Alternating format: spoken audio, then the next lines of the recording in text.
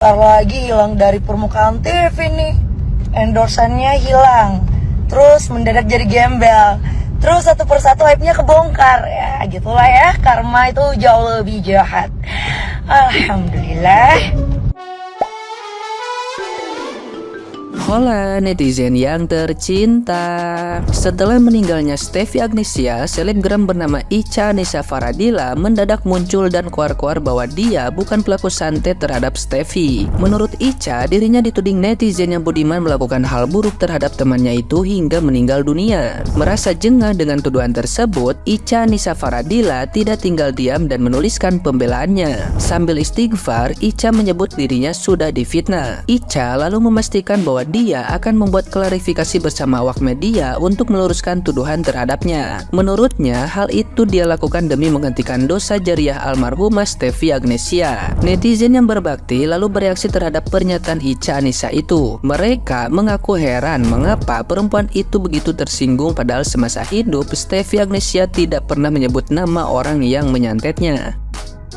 Nah, gimana nih menurut netizen yang terhormat? Silahkan berkomentar ya.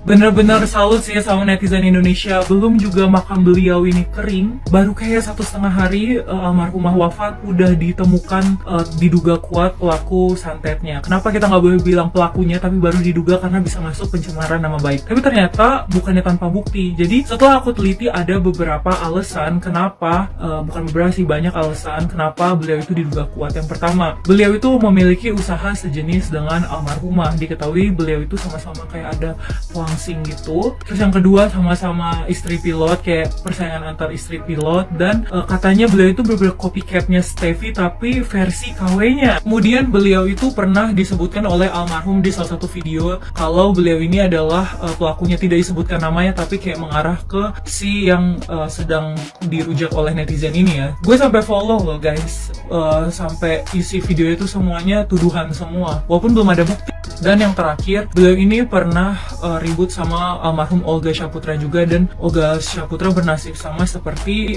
almarhum.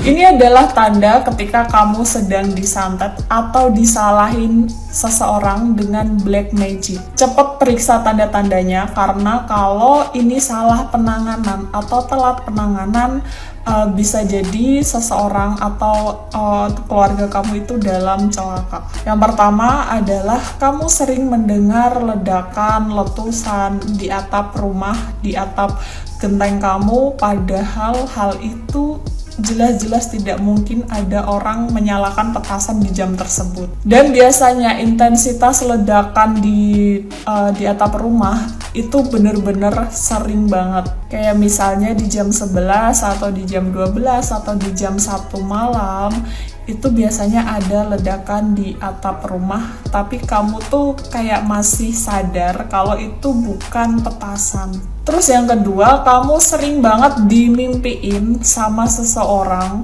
entah itu perempuan atau laki-laki, yang pernah kamu ketemukan di dunia nyata, tapi tiba-tiba dia tuh masuk ke dalam mimpi kamu. Nah, mungkin itu adalah salah satu pertanda bahwa orang tersebut yang sudah ngirim santet atau ngirim tenun ke kamu. Terus kamu juga sering ngerasa was-was atau sering ngerasa terjaga, terus juga kamu sering ngerasa cemas, kamu nggak bisa tidur. Nah, itu bisa jadi salah satu tanda kamu terkena santet. Dan tanda lainnya adalah banyaknya hewan yang tiba-tiba masuk ke dalam rumahmu, padahal sebelumnya itu nggak pernah.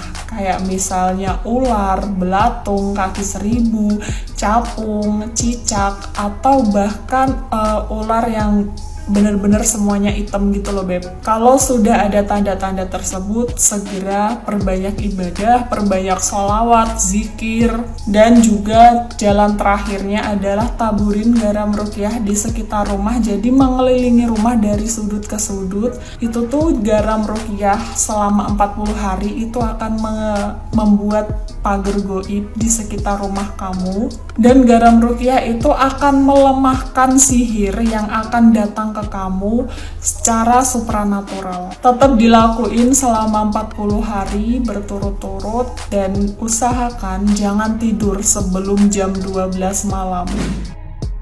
Yang katanya meninggal di santet persantetan itu ya, percaya nggak percaya, kalau emang Ece belum ngalamin ya palingan juga orang itu di medis ada. Tapi sekarang lo penyakit kiriman begitu agak gaul loh sekarang, bener, gue pernah ngalaminnya sendiri gitu. Jadi emang mohon maaf ya, kalau mau percaya nggak percaya ya cobain dulu deh gitu. Cobain dulu. Tapi bener, yang gue lihat dari kasus ini, karena gue juga pernah ngalamin, yang kirim-kirim begituan itu ya teman sendiri. Dan di gue pun ya ke keluarga gue perempuan, temen gue sendiri katanya. Sampai pernah ada kejadian di rumah gue, itu manusia datang ke rumah gue bukan sebagai tamu, cuman ngewur-ngewur naro begitu doang biar satu keluarga gue tuh sakit. Bahkan ada kejadian nih, ada yang jinggal nih sebenarnya.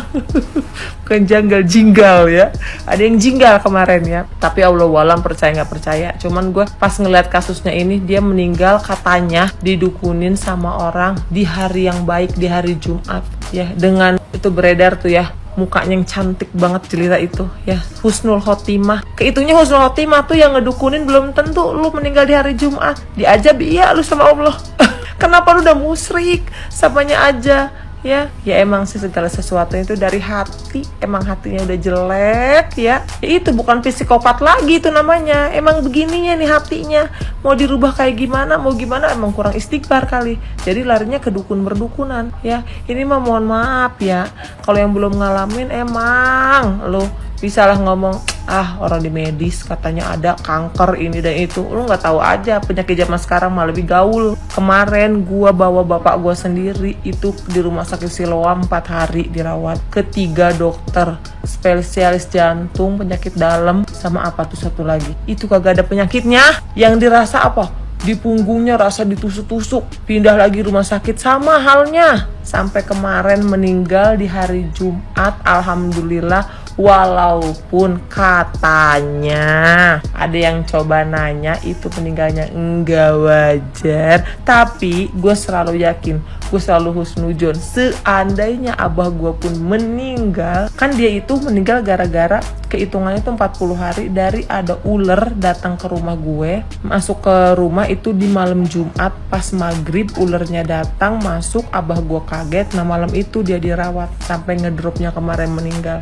Tapi gue selalu husnuzonnya gini, ya kalau seandainya memang ada yang kirim ya nggak apa-apa, abah gue mah udah husnul khotimah, meninggal secara baik ya kan. Dia sampai nyebut pas sakaratul maut, yang bikin belum tentu ya kan. Jadi ya udah nggak apa-apa. Dan katanya kalau kita meninggal keadaan dizolimin, didukunin sampai itu kita meninggal, dosa perdosaan kita nih dari bayi katanya ketarik semua ke yang dibikin. Biarin aja. Sampai sekarang pun di keluarga gue katanya dikirim tuh, yang nggak kena nih di apartemen ini doang. Di rumah Cirebon, di kontrakan, di rumah Bekasi itu kena semua tuh sama itu perempuan. Dikirim-kirim begituan. Ya sekali-kali ini mah ya jangan lu kirim-kirim pocong kuntilanakmu sama genderuwo ke rumah gue. Jangan. Kirim paket makanan yang enakan dikit, tapi jangan racun. Makanan beneran. Biar barokah hidupnya, bagi-bagi mulu makanan. Ya, jangan kirim penyakit. Terus ingat, hidup ini enggak selamanya. Ya, umur bapak gue 80 tahun itu udah lama loh. Lebih dari Nabi loh, 63, ya kan? Tapi lu belum tentu. Karena yang gue lihat, kalau orang sering ngedukunin orang, apalagi sampai nyawanya melayang, ya belum nanti diajab di dunia. Belum. Ntar juga kelihatan lama-lama. Jadi hayu yang punya hati jelek, yang kata psikopat apa segala macem, karena gue juga ngalamin sendiri, sering didukunin banget sama orang. Yuk berbenah diri, ini 2024 ya. Barangkali besok kiamat kita nggak ada yang tahu umur. Mending pada tobat. Kasian anak cucu kita, ntar kita yang bikin salah sama orang, ntar anak cucu kita kena imbasnya. Kita nggak pernah tahu loh. Balasan dari Gusti Allah itu nyata senyata-nyatanya. Jadi hati-hati ya. Pokoknya buat kaum nih, apalagi yang jahat juga sama gue, yang katanya perempuan juga, teman dekat gue sendiri, tolong ya berbenah diri. Bukan berarti gue itu ngerasa diri gue tuh baik, tidak. Tapi lu juga memperbaiki diri ya. jangan jajan sama orang, kasihan. Ya, nanti uangnya habis buat main dukun. Ya, tak kalau misalnya nauzubillahimindzalik lu bikin orang mati, ya kalau lu panjang umur. Kalau enggak, dilaknat di dunia akhirat lu, takut. Dikarenakan saya dapat berita dari sana sini katanya kepergian seorang selebgram dan artis TikTok juga ya, Steffi. Katanya sih gak wajar gitu. Kita lihat dari kartu tarot ya.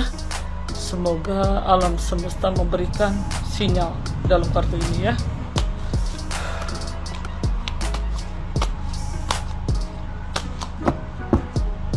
Oke, saya lihat 3 kartu ya.